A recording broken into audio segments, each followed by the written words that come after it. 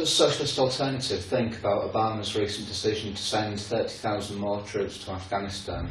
Do you think that this is going to be something that's going to ignite more protests on the issue? Well, the Obama administration has been debating over the last several months whether to send this 30,000 troop surge into Afghanistan. And what's been behind the debate and the dithering in the administration is the fear of the public response. Over the summer, for the first time, a majority of U.S. society said they opposed the war in Afghanistan, and that number has steadily been going up. Most opposed the troop surge. And for millions of people who voted for Obama, they saw him as a peace president, as someone who was standing against Bush's policies of war, against his attacks on civil liberties, etc.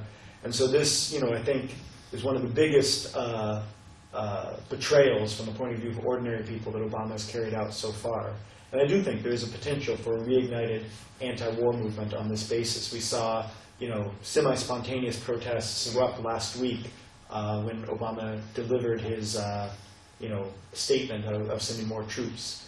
So, what do you think about the prospects of the Obama administration going into the next period, and what plans the Socialist Alternative do we have in place? Well, I think Obama faces tremendous difficulties, that U.S. capitalism faces a crisis of unprecedented proportions, and despite the headlines about the recovery, I think the economic crisis is only going to deepen, and public discontent and anger is only going to deepen. For a whole period, struggles have been put on hold as I think most ordinary working people in the U.S.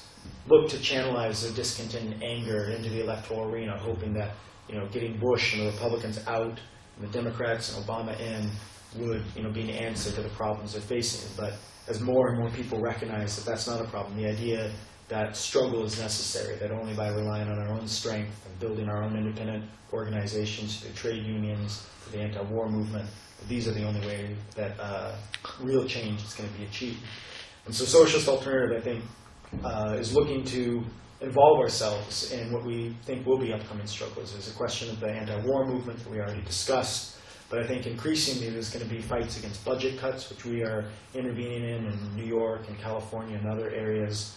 And the trade unions are in ferment right now, where with the number, particularly public sector workers, beginning discussions, holding conferences on how to fight back against the severe budget cuts that are coming down at the local as well as the federal level.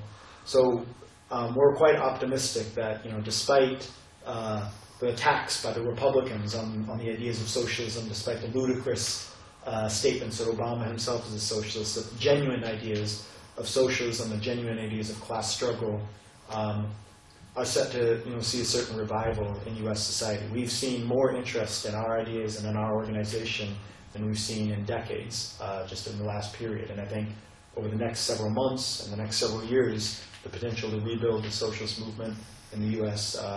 Is on the cards. Okay, well, thanks very much, Ty. And if you want to find out more about Socialist Alternative in the US, have a look at the website socialistalternative.org, or Socialist Struggle and Analysis internationally, the website of Committee for a Workers International, socialistworld.net.